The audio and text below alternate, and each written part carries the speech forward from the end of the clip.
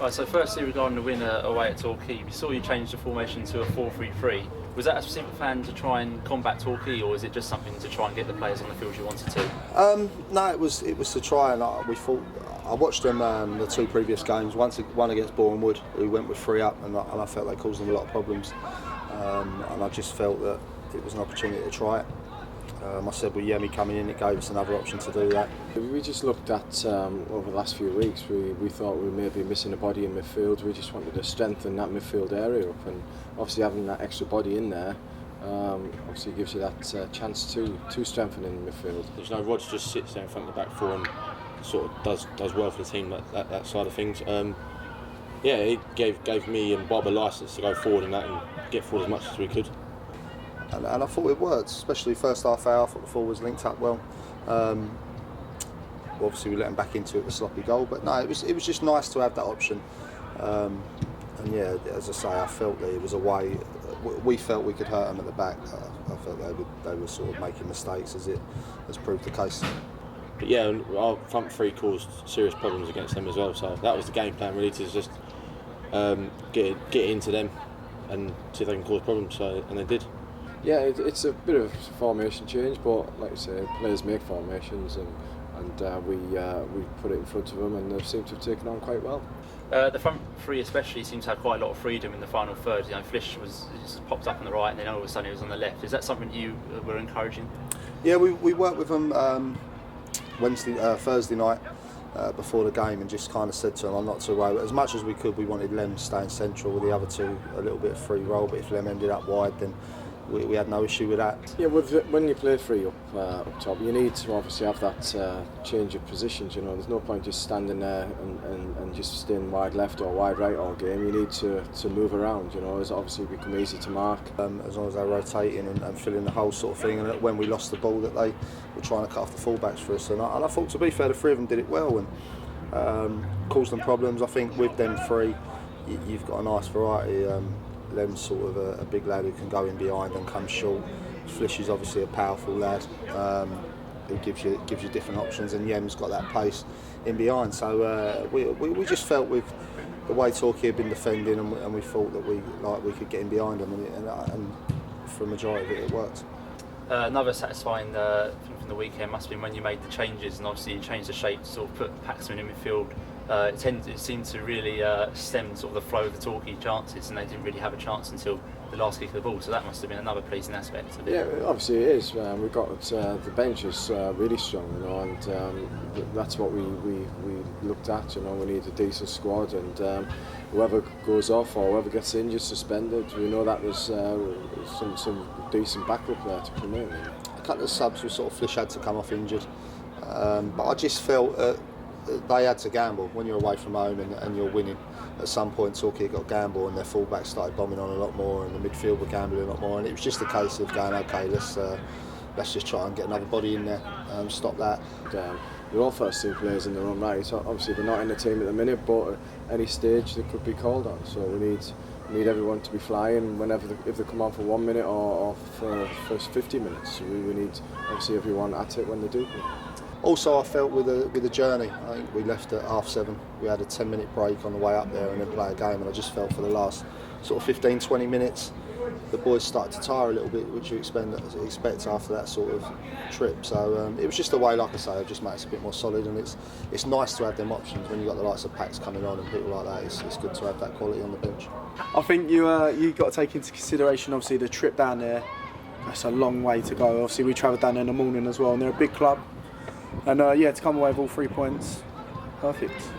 I know you don't like to sort of pick out individual performances, but I think Sweeney especially deserves a mention for that last 15 minutes. He tend to win every header, every tackle, and was pulling the team forward. Yeah, do you know what? He's someone that's improving all the time. I think a few weeks back we left him out, and I've been. I mean, Sweeney's always the one that brought him to the club. I tried to get him probably about 2 years ago. We've had like the guys again. We didn't want to repeat that where we should have won, and then they seemed to be coming back into the game a bit, Torquay. So I just thought this isn't happening again. Just kind of got by the scruff of the neck and started knocking down and battled hard. Well, I've been a sort of someone I think has got a big future in the game, and I thought that for a long time. And I just felt, and I spoke to him a few weeks back about just consistency. I felt he would have a good 45 minutes and then maybe go missing at times. And I just said he's got to be more consistent. And you know what, of late he has. One thing I give Sweeney his due is that he will listen and take things on board. And he's doing that all the time. And if he keeps putting performances like that, he'll be a big player for us.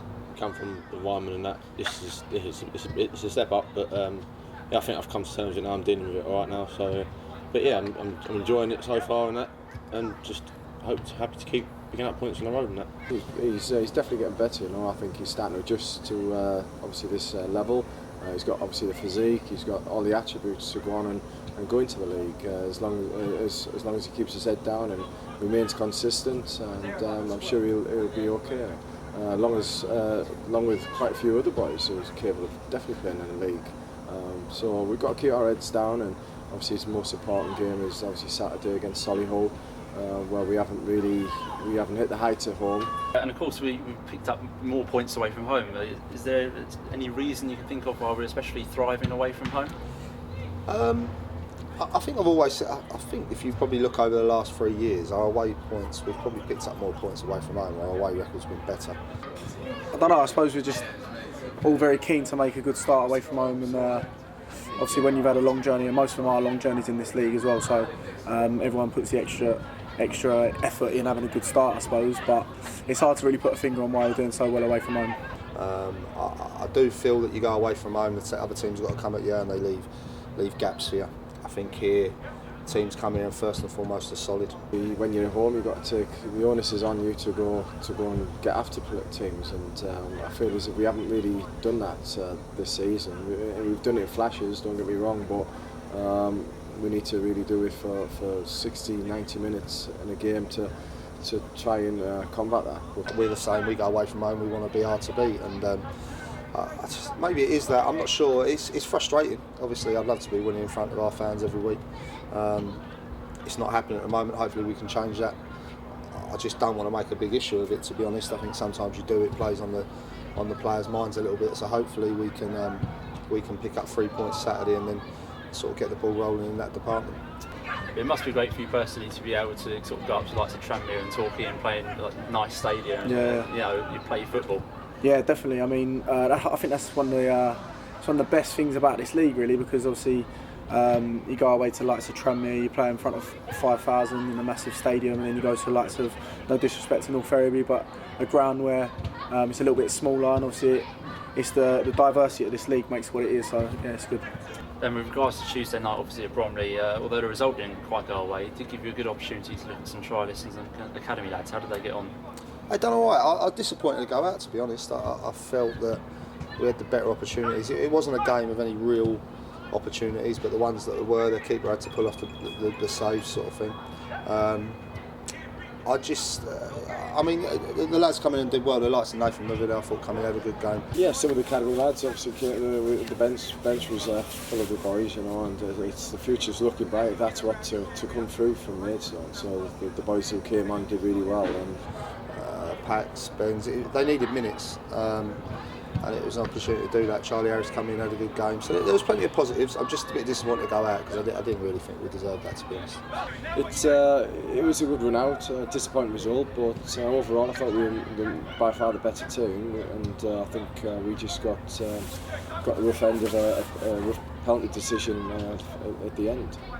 And obviously looking forward to Solihull on Saturday. Good opportunity to take the momentum from last Saturday and put it on display in front of the Gallagher. Yeah, definitely. I think that's the key for us at the moment. Obviously we keep getting the away wins, and then we need to obviously bring that back to the Gallagher.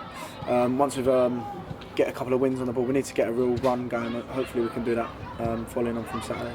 They're okay. They're a side again that they struggled. They started well, then went for a little spell of a few defeats.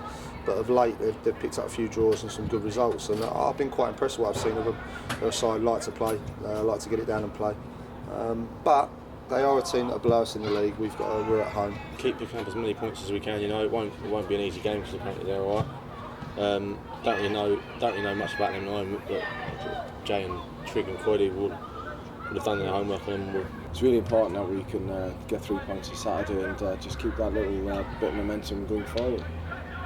And like you say, I think it's an opportunity for us to try and pick up 3 points. And with a month we've got coming up, it is a big month. We've got some real tough away games when you look at Barrow, Eastleigh, Macclesfields, Suttons.